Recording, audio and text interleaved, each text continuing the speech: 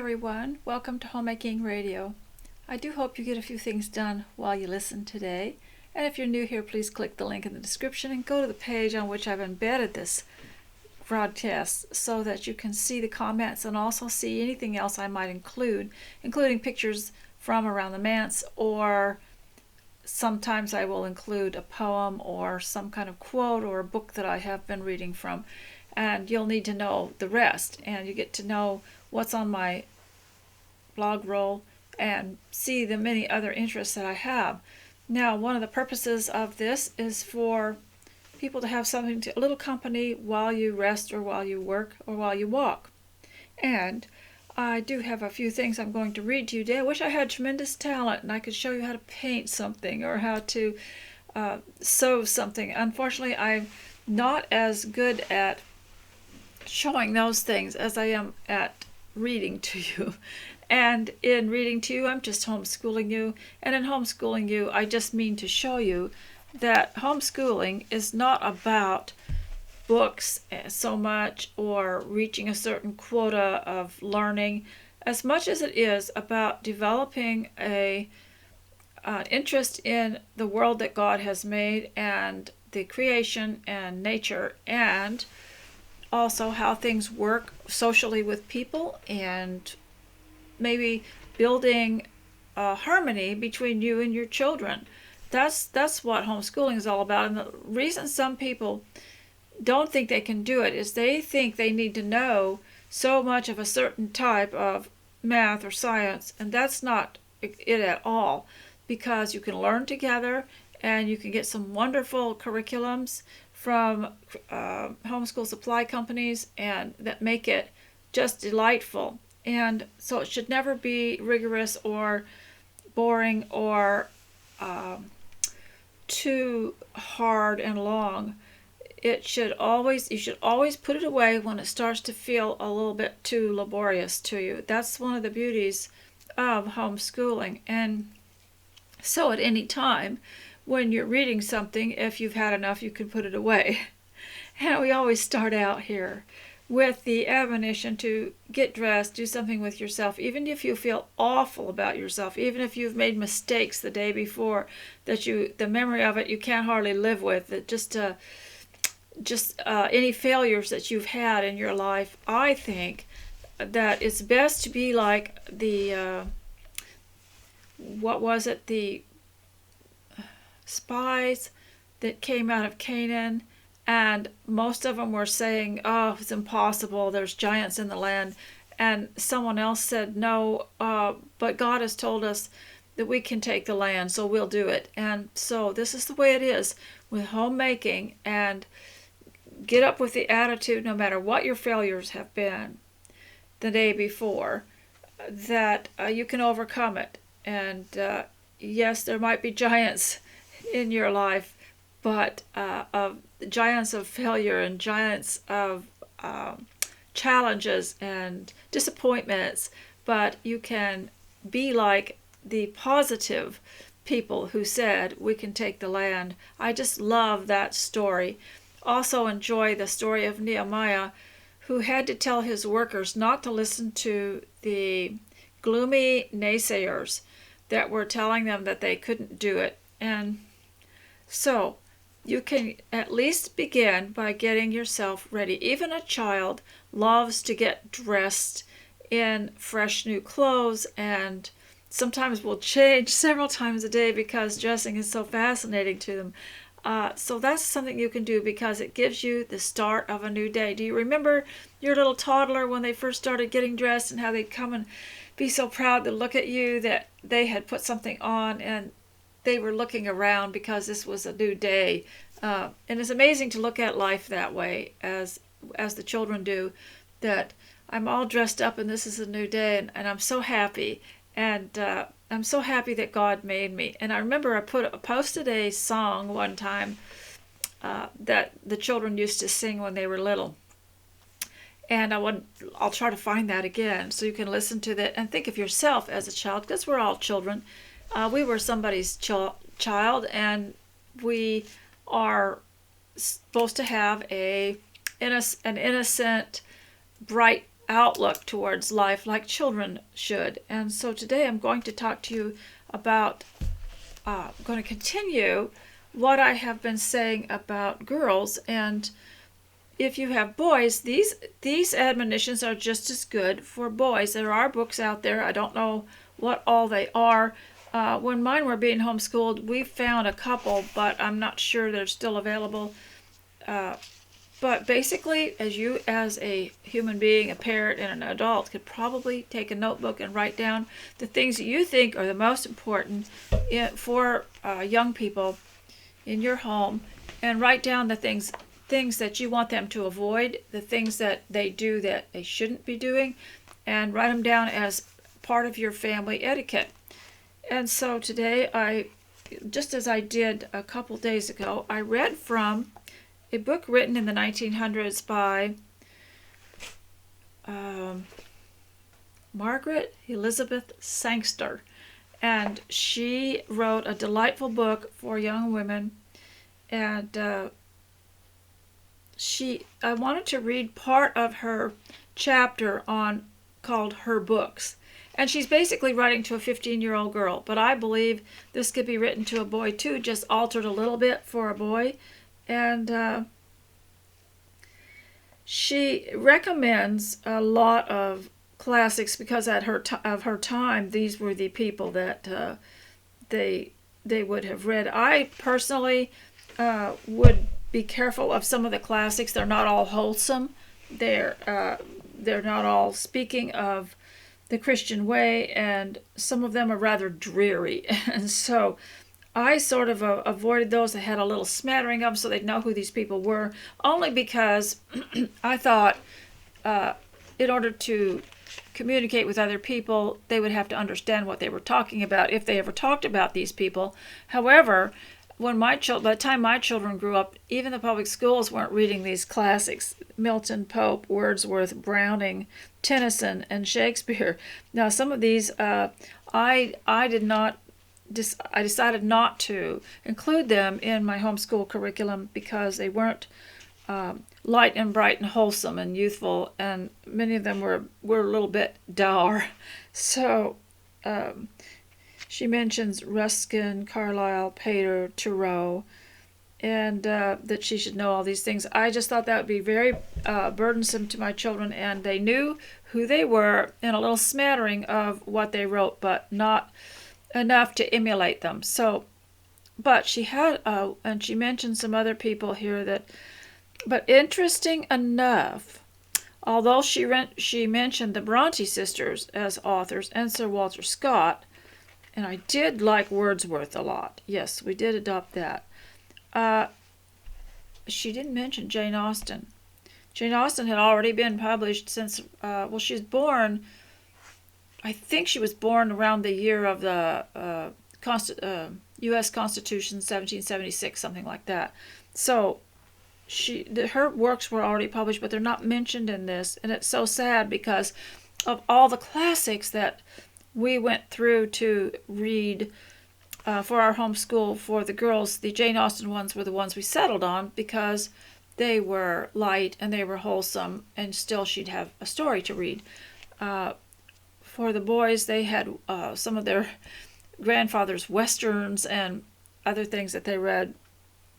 So I'm going to start out by reading some of this, and I just wanted to say a few things about housework before I begin, because we had read in The Fascinating Girl on the chapter on homemaking and housework, so I wanted to mention that too, and also that she had said previously in my previous broadcast that homemaking was hard work.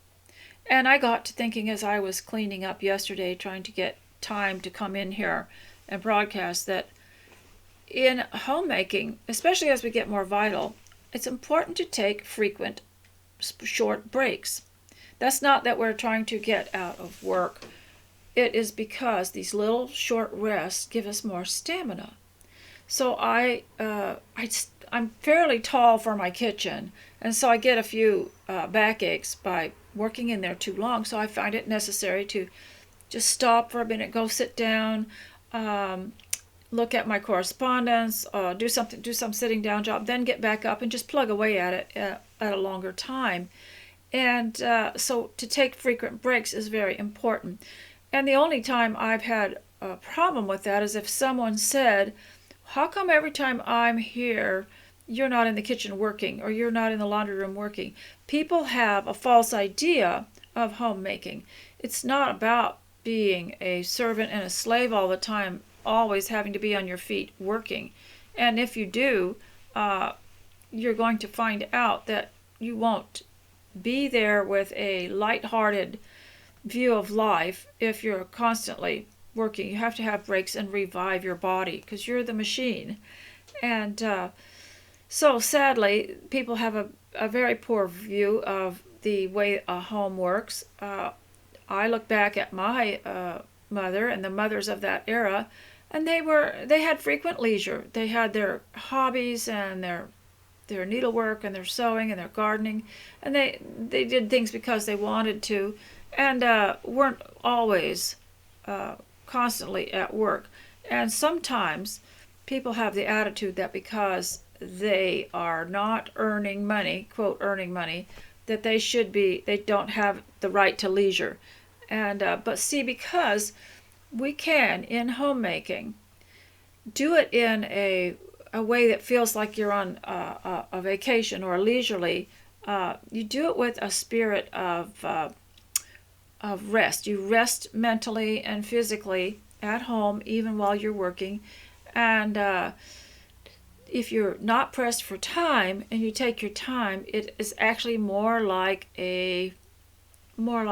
having a frequent holiday. So, and you can still get a lot done. And I was talking to my daughter the other day, and she said that their water, something had gone wrong with their drain or their water.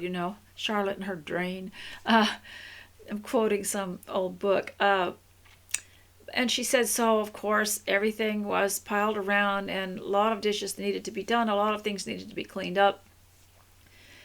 But when everything was restored and she got the water back, she found she could not do that huge amount that had stacked up for a couple days. So what she did, she just do one batch of dishes and get them put away, and then she would go and do something else or sit and teach her little one his lessons. And then she would just do it just sporadically, a little bit of the day, and not worry about it. And she got it done. But sometimes I think with homemaking, especially when we get a lot to do, you could get so intensely involved in it that you're huffing and puffing and acting like a martyr, and everybody knows. And I don't think that's really healthy. And it's probably better to take intermittent rest and frequent breaks, but not for the purpose of being lazy, just because it is important. You can do a better job if you take frequent breaks, and you're allowed to do that. You are your own boss at home. There's no one standing over you, and you know what you are doing. So I'm going to read about see what happened to my book here. Okay. Now, I've been talking about character, and where the Bible talked about character and talked about perseverance and character and what is character. It would have been very helpful if the preachers of my time would have researched it and found out what character qualities were. And so this book, Fascinating Girl, that I took a course when I was 19 years old, and discovered a little bit more in detail what character was. And so I'm reading from the book, The Fascinating Girl, and it got a lot of bad press. It just rankled people, and they thought it was an awful book, and they probably never took the course or read it. But I liked it, and so I'm reading you some parts that were easy for me to change. And this, I was not married, so I didn't pay very much attention to the other parts, but I really liked the homemaking part and the character part and the health part, which I'm going to read to you today, that she had in her workbook. I really liked the workbook, and I have some old copies left. So we're going to talk about character, and I'm reading from The Fascinating Girl. One of the marks of a girl of fine character is her love and concern for her parents.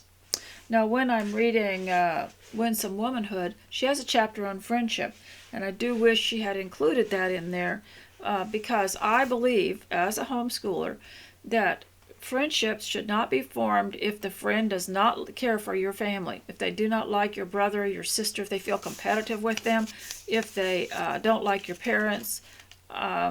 They should be kind to everyone in the family. Too often, even in the olden days, a friend might come over, but they were unkind to the little kids, so we can't have that. One of the marks of a girl of fine character is her love and concern for her parents. If you have not been thoughtful of them, spend time thinking about your father and the responsibilities he faces in providing for the family.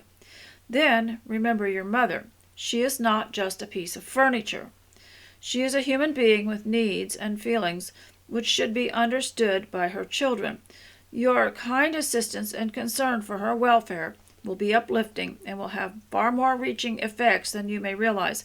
Now, the one barrier to that, to being able to understand that she has feelings and that she's not just a piece of furniture, is that if you've had a mother that was so harsh that you could not even see that she had feelings, it was very difficult. And yet I have heard people who had very unreasonable parents still treated them with great honor and respect and love.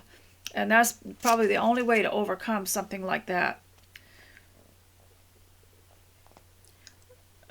Another mark of character is a concern for older people, for they are often desperately lonely and need the brightness of youth to cheer them.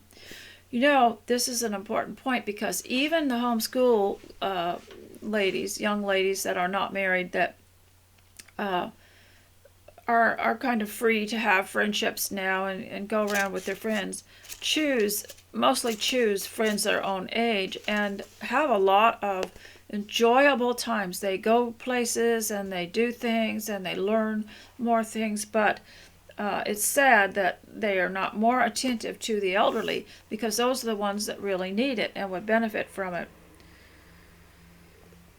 I remember years ago knowing a young girl who was a friend to all the older people.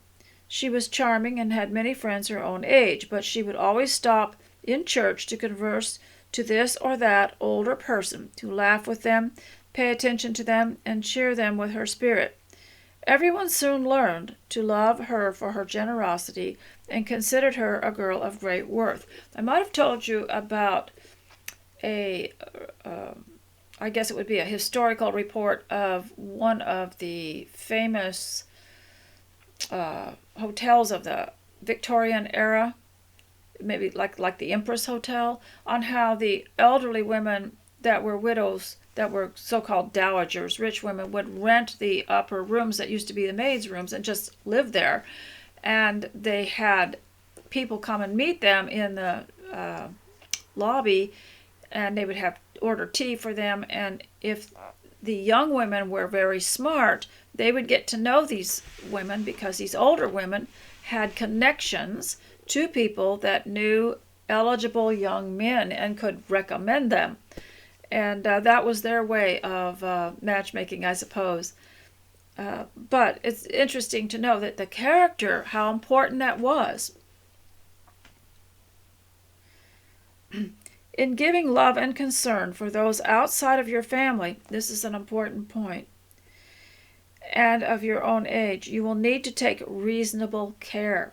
All of you young people at home, please listen. It would not be wise for you to become friends with just anyone. Now, I have said this before when we first started on the web here, and maybe 20 years ago, and got blasted and attacked so bad, and they did everything they could to tear down my site and my teaching because I had said it is not wise to become friends with just anyone. And of course, they said that it came across as conceited. Well, yes, in some of the dramas and movies and things that you read about that are popular, this always comes across as said by someone who had other conceits. So Certainly, some people would be of improper influence, and a few might even be dangerous. Now, I will say, young girls could have friends their own age. That's how we have our birthday parties and our, other types of get-togethers. Is that we mothers used to just arrange for them to have friends their own age. It's certainly not appropriate for young girls to start, quote, hanging around with people that are the same age as their mothers, even though I said they need to pay attention to the elderly and the grandparents. Some people it's just not wise or healthy to be around for young people in their developing years. Certainly some people would be of improper influence, and a few might even be dangerous. Yes, I've seen many a young girl who didn't check out who she was talking to, whether it would be a man or a woman, and found out later that they were dangerous. It will require some discrimination, therefore, to determine just whom you will be safe in befriending. Remember, however, that it is only a few words of encouragement that you would give in most cases, and not a close friendship. So there are acquaintances and there are close friendships. It's not necessary to accept social invitations from everyone that you become an acquaintance with. Right. So I just thought that was an interesting thing, and I wanted to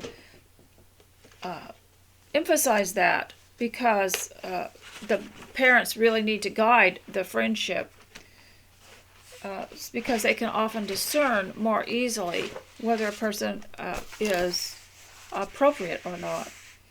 So I want to read out of her workbook, the Fascinating Girl workbook. It's for girls, single girls.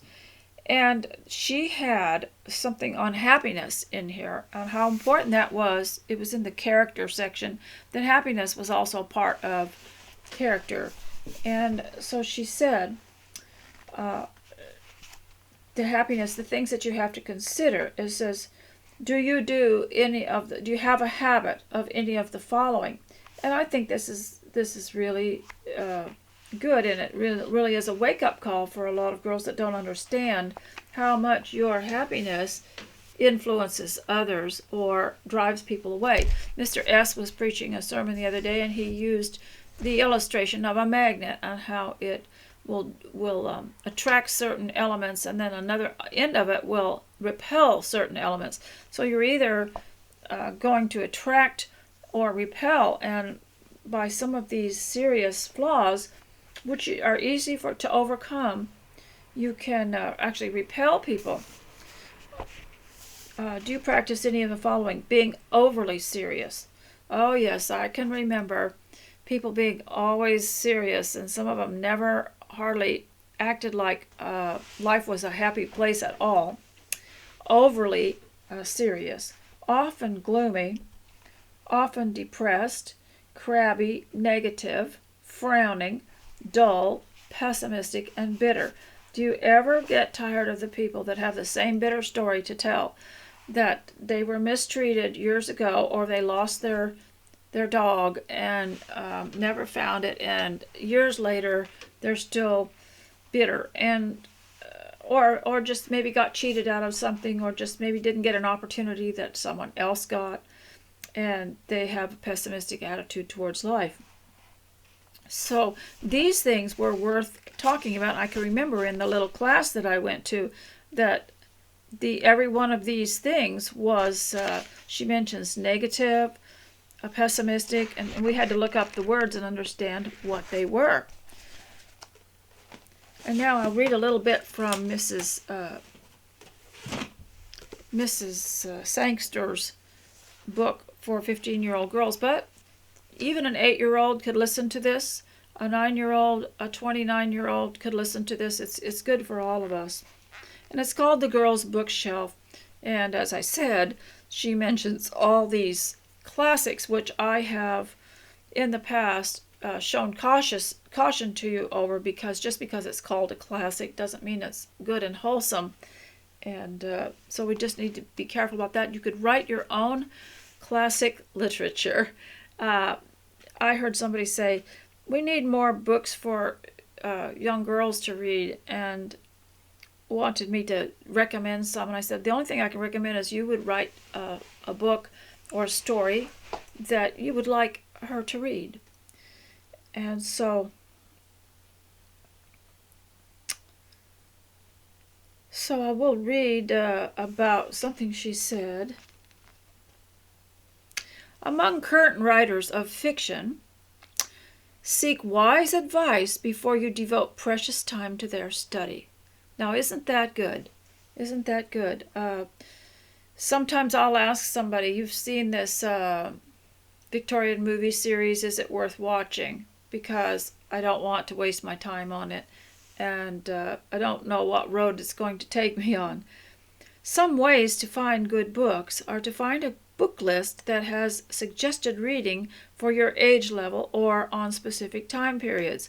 You could ask your mother what books she has read and would approve of you reading. Sadly, most of us that endured the public schools had to read some of the most dreary, awful, scary literature that had nothing to do with the delights of life. And I'm so happy that I happened upon the Jane Austen books later on in life. And there were a few library books that I brought home that had good stories in them. But even in the 1950s, early 1950s, these were being taken out and dreary, dreary stories being put in. First and most important, probably her books. On a girl's bookshelf in her own room, what shall we find? Wait a minute, let me go back. Seek wise advice before you devote precious time to the study of some fiction. Some ways to find good books are to find a book list that suggests reading for your age level or on specific time periods. You could ask your mother what book she has read and would approve of you reading. A book has an immediate effect and a far-reaching influence upon the receptive mind. As a bad companion, sometimes it makes a more indelible impression than any other bad companion can make. We all have a stinging memory of something that we were required to read that just made us feel life was futile, scary, unfair, etc. So yes, if someone had only told our parents that a book has an immediate effect as a far-reaching influence upon the receptive mind, as a bad companion, sometimes it makes more indelible impression than any other bad companion can make. Yeah, because a bad companion, you can tell them to go home or get away from you. If you have a book, that book's going to stay around in the libraries and in the bookstores for a long time. On a girl's own bookshelf in her own room, what shall we find? At this point, if you're keeping a notebook and you're being homeschooled by me, what I would suggest you do is practice your little artwork and title your page Books and draw a picture of some charming little books on a bookshelf. On a girl's own bookshelf in her own room, what shall we find? Probably the books she loves best. First and foremost, her Bible. Now, this is what I like about Margaret Sangster, is she had such respect for the Bible and she had a balanced view of it. I hope we shall see a worn Bible, one which bears evidence of being often read. Now, there are some people that don't believe that you should highlight or color or underline things in your Bible, and you've seen mine with all the with all the stuff sticking out of it. And I keep a highlighter in it because I have several copies, and I'll just get out a different copy and start over if I have to. But it helps me to see it easier and remember it more easily. Also, if you're reading the Bible and you have your notebook, write down significant verses, because as I told you before, when you write down something, as in taking notes, it often gels better in the mind.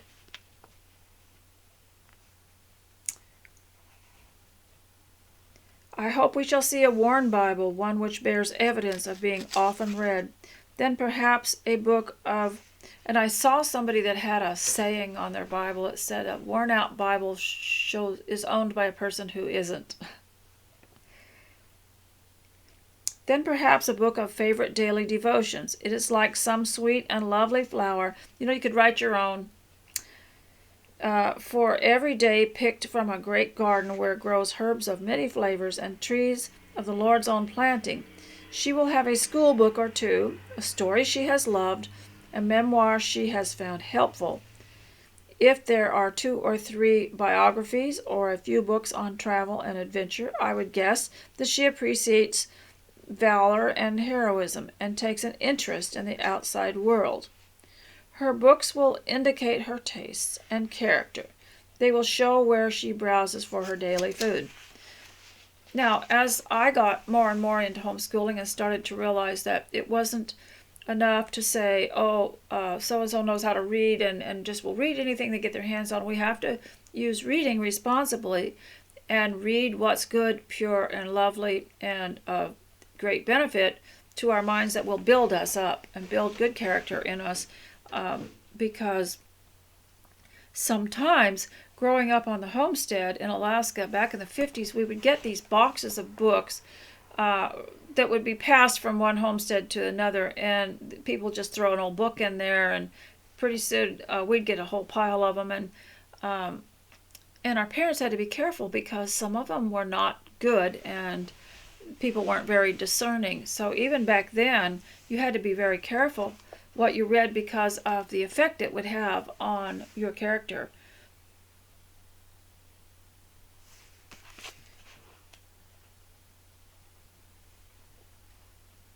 Her books indicate her tastes and her character. They will show where she browses for her daily food. They will describe character in as unerringly as a camera captures a face. A well-furnished mind is like a beautifully appointed home. It has room for many things and must be kept with constant vigilance. Moth and rust mar and ruin the house in which no one lives. Simple neglect is more destructive than continual use. We often meet women who have ceased to grow because they have ceased to learn and have ceased to be receptive and responsive. Remember, though, when you're young and when you're old, you don't have to be receptive to everything that's not beneficial. By forming the habit of reading and arranging for an hour with a good book in a day's work, every woman, young or old, will increase her mental wealth and her facility to learn. A girl's greatest benefit is not in her graceful figure nor her beautiful grace. It is in her power to interest those whom she meets. To be an interesting person, one must have a bright and wide-awake mind. She must use her talents so that they will increase. It is eternally true that to him who has and exercises these gifts, more shall be given. So that is Elizabeth Sangster's take on it. Her book is not perfect. It was written for a different time, and but I do benefit from it. So here's more about books written by her, and I realize she's really good about emphasizing that we have to be careful what we read. Girls, may I remind you to read your Bibles. I would say boys too. Not merely a few hurried lines in the early morning and a few verses at night when you are half asleep, but with listening ear and reverent eye. That's one of the things that I wanted to change with my family, is instead of having evening Bible reading and prayers and singing and, everybody was just half asleep, have them in the morning. And you can do that if you're homeschooled. You have the freedom to do that.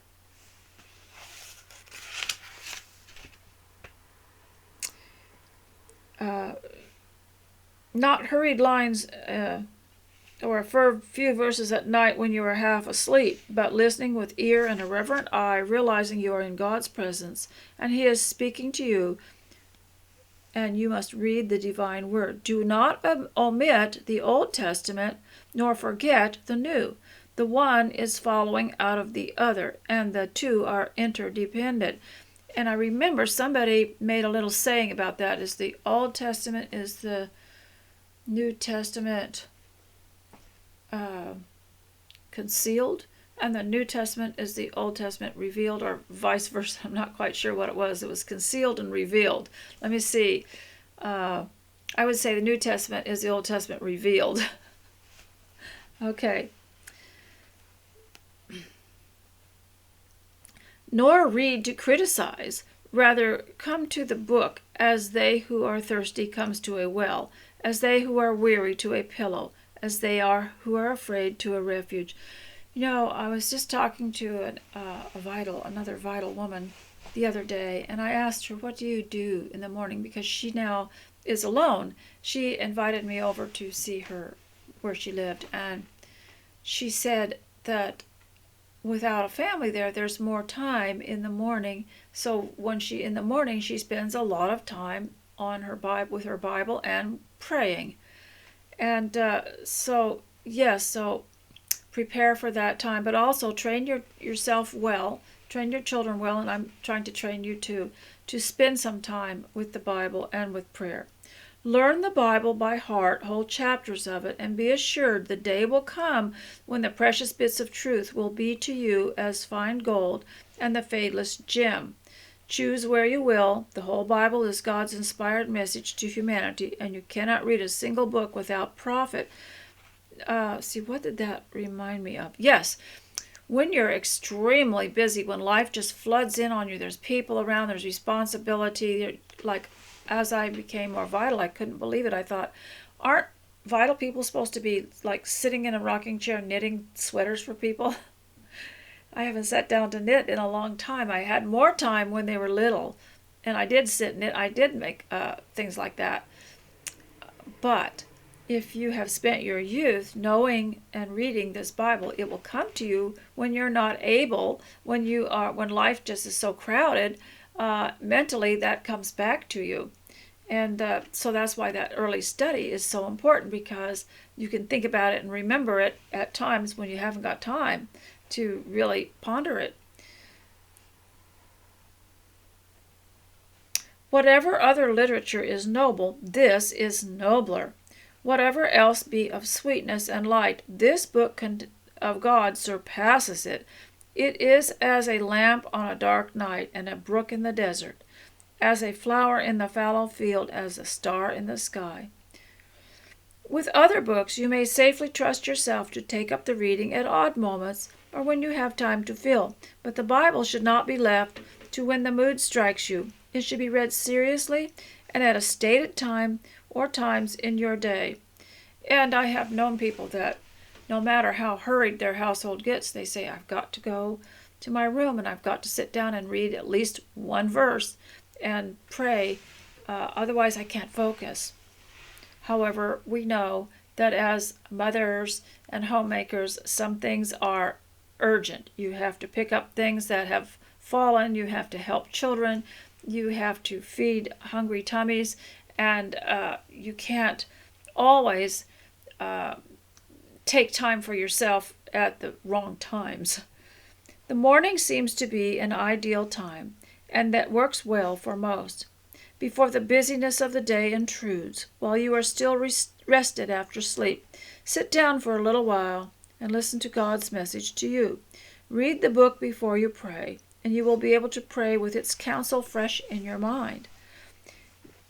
You know, I was reading to you from 2 Peter chapter 1, verse 5, where it says, giving all diligence, add to your faith or belief a virtue, and to virtue knowledge, and to knowledge self-control, and to self-control brotherly love. Well, if I were reading that according to what she says here, then you have a prayer. You would pray about those things that you just read about. You would pray God would help you add those to your character. So she says, read the book before you pray, and you will be able to pray with its counsel fresh on your mind. So you would be praying on the subject that you read about. Make the daily closet service, and the word closet, I think, comes from when Jesus was telling his disciples to go and pray quietly, not on the street corner to be seen of people, but just go somewhere and pray, and he mentioned closet. So closet has been used a lot as a figure of speech, meaning go away to a private place. Make the closet a daily habit, not to be lightly broken, and do not leave your closet until you have read your chapter or a few texts if you have time for no more. I suppose closet would be just like a room. Take a verse with you each morning as your motto for the whole day. Meditate by considering that particular verse and how it illumines your life. The book is meant to give us our marching orders. Very good. And I hope that you're enjoying being homeschooled by me today. And all homeschooling means is you learn something at home. And it doesn't have to be any particular subject. The whole idea is you learn to love life and to enjoy figuring out how to find and understand things. I want to, before I finish today, it's almost at the mark where we're going to do the people thing. So I just want to talk a little bit about a few notes that I took regarding being the Titus 2 woman. And a lot of women regret. I heard a woman say to me, I really regret all those years I spent away from the home at work because my home suffered, and then I didn't use that time to advance my skills in homemaking. And my only people will say, well, how can you catch up? Look, all you have to do, if you haven't had the ideal chance to be a homemaker, is to get as close to the ideal as you can. You just get as close to it as you can. You do the things that will help you be a homemaker. Maybe things aren't as ideal as you wanted them to be, but you get up close to it as you can. And I wanted to mention how to stay out of trouble, because this is the people part, how to stay out of trouble. First of all, we've realized, as I have spoken to you about this sort of thing, that there are many people that are willing to catch you in whatever you say or do and are very critical, or are watching you or looking for someone to monopolize or corner. And how to stay out of trouble would be, first of all, to get as close to minding your own business as you possibly can. This is very difficult, especially if you have any social obligations, whether in your family or any other area of life that you have obligations. It's very hard, but to mind your own business, not meddle too much with people who you know can be difficult, quarrelsome, argumentative. They talk back to you, they contradict you, or they stun you with a long talk that you're not interested in, or they trap you, or they can be unreasonable people, is to just mind your own business. And the more you mind your own business, which is the home, the Bible talks about in Titus 2 that the women should guard the home and guide the home. And one problem is when your life gets to be where it seems to be too much, and your house is a mess and your life is a mess, is to start eliminating extra things outside of the home till you can get things in control. And I've done that, where I've said, I just can't accept, I can't do anything extra. I can't invent anything extra to do. I can't start any new projects. I can't have anybody over for a little while, or I can't go out, and I'll even send somebody else out or order what I need, because I've noticed that I'm getting a little bit maybe disorganized, or there are things that I've never gotten to over the years. And so to eliminate extras, when my children were growing up, I went through a problem. We had moved or something, and I just couldn't seem to get a handle on anything. And there was so much to do outside of the home. So finally, I got a book and a little video, and I learned to cut the boys' hair. I learned to do hair, and I learned these things I would have had to get in the car and take everyone somewhere else.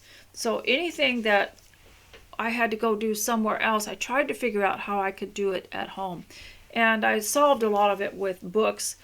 And instead of going to take a class on something, I'd get a book on it. And so that's one thing that you can do to get your life to settle down at home, and temporarily, of course. I'm not telling everyone just to isolate yourself forever, but how to stay out of trouble. You might have heard this phrase, why are you always in some kind of trouble and I'm never in trouble? And it could be for absolutely no fault of your own. People who are troubled tend to target those who aren't troubled, and who are nice and who are friendly and who are helpful. And so to mind your own business, as the Bible says, you might want to, as a homeschool assignment, look up that word business, because several times it says mind your own business. And what that would mean pay attention to what you're supposed to be doing, and don't get too involved with people who tend to waylay you, or maybe spread something about you, that sort of thing. Be wise. And this is a good thing to teach your young girl and boy at home, to be wise and be careful what you say, because any sort of thing can be grabbed onto and run with. And because, for instance, someone might ask you, well, what have you been doing lately? And you'll say, well, I've been working on this room in my house, and we've been doing this and this, and then I'm going to work on the next room. And someone will say, well, I didn't know you had 2 rooms. And then you get trapped into talking and explaining something. You just give everybody the minimum that they can stand, except for a good friend. Now that's different. Good friends like to hash everything out. I'm going to read to you now from Wives and Daughters, because it's also part of the people study that I like to do at the end of every broadcast, and I hope that it's somewhat beneficial to you. And I've been reading from Wives and Daughters, and thank you, is it Janine, that left me a comment on the dates that this was published as a series that went into a newspaper or magazine between, was it 1864 and 1866, and then it was published into a book, and that it was not finished. So someone finished it, and I'm really grateful that they did it in the spirit of Elizabeth Gaskell, because she liked a happy ending, and all of her books had happy endings. She wrote North and South, which was about the cotton mills in northern England, and she wrote in the 1800s, and she wrote Cranford, and several others.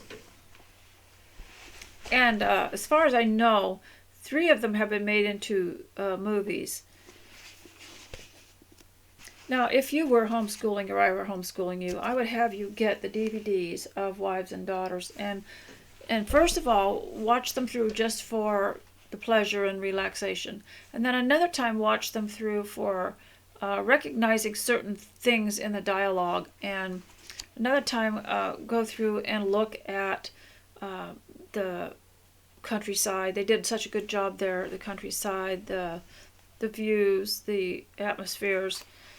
So, and like when my granddaughter comes, we sit down and sketch the costumes, and she sometimes makes a dress to wear that she can actually wear that is similar to one of Molly's dresses.